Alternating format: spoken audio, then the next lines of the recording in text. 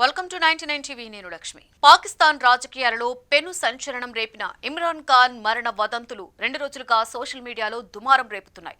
మాజీ ప్రధాని ఇమ్రాన్ ఖాన్ అడియాలా జైల్లో ఉంటున్న సమయంలో ఆయనను హత్య చేశారన్న ప్రచారం దేశవ్యాప్తంగా అల్లర్లకు దారితీసింది. అయితే ఇమ్రాన్ ఖాన్ ఆరోగ్య పరిస్థితిపై నెలకొన్న రహస్యాన్ని సోషల్ మీడియాలో వ్యాపించిన మరణ వదంతులపై ఆయన కుమారుడు ప్రపంచ దేశాలకు బహిరంగంగా విజ్ఞప్తి చేశారు.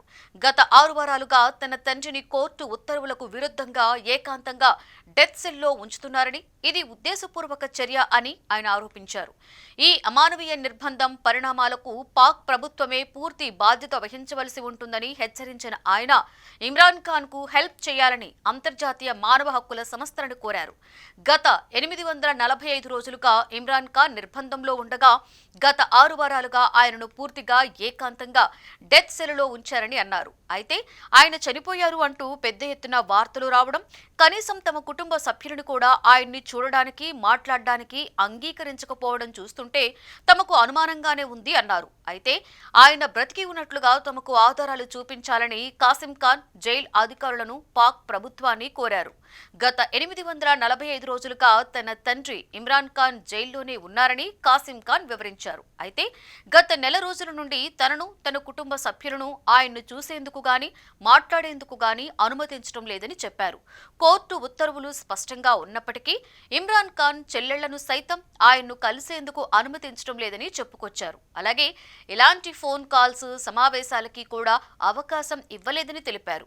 కుటుంబ సభ్యులకి కూడా ఆయన క్షేమం గురించి ఎలాంటి సమాచారం అందకుండా పూర్తిగా అడ్డుకున్నారని ఆవేదన వ్యక్తం చేశారు. తండ్రి క్షేమం, ఈ అమానవీయ నిర్బంధం పరిణామాలకి పూర్తి బాధ్యతను పాకిస్తాన్ ప్రభుత్వం, అధికారులు భరించవలసి ఉంటుందని కాసిం ఖాన్ హెచ్చరించారు. పాక్ మాజీ ప్రధాని ఇమ్రాన్ ఖాన్ 2023 ఆగస్టు నుండి జైల్లోనే ఉన్న విషయం అందరికీ తెలిసిందే. అయితే గత కొన్ని రోజులుగా ఆయన మృతి చెందినట్లుగా సోషల్ మీడియాలో వార్తలు వస్తున్నాయి. ముఖ్యంగా బలూచిస్తాన్ విదేశాంగ శాఖ తమ అధికారిక ఎక్స్ ఖాతా వేదికగా పాక్ ఆర్మీ చీఫ్ అసీం మునీర్, నిఘా విభాగం ఎస్ఐఏ కలిసి ఆయన్ను చంపేశారనే వార్తలు వస్తున్నట్లు తెలుస్తోంది. దీంతో అనేక మీడియా సంస్థలు ఈ వార్తలను ప్రచురించాయి. దీంతో ఇమ్రాన్ ఖాన్ ముగ్గురు సోదరీమణులు తమ సోదరుడిని కలిసేందుకు వెళ్లారు. అక్కడే పోలీసులు అన్యాయంగా తమపై దాడి చేశారని ఆరోపించారు. ఆ తర్వాత రోజే జైలు అధికారులు స్పందిస్తూ ఇమ్రాన్ ఖాన్ ఆరోగ్యంగా క్షేమంగానే ఉన్నారని ప్రకటించారు.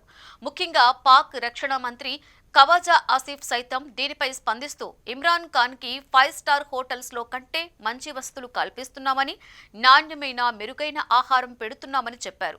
ఆయన చాలా క్షేమంగా ఉన్నారని వివరించారు. అయినప్పటికీ ఇమ్రాన్ ఖాన్ కుమారుడు కాసిం ఖాన్ వీటిని నమ్మకుండా ఆయన బ్రతికే ఉంటే అందుకు గల ఆధారాలు చూపించమని కోరడంతో మళ్లీ అనుమానాలు తలెత్తుతూ ఉన్నాయి.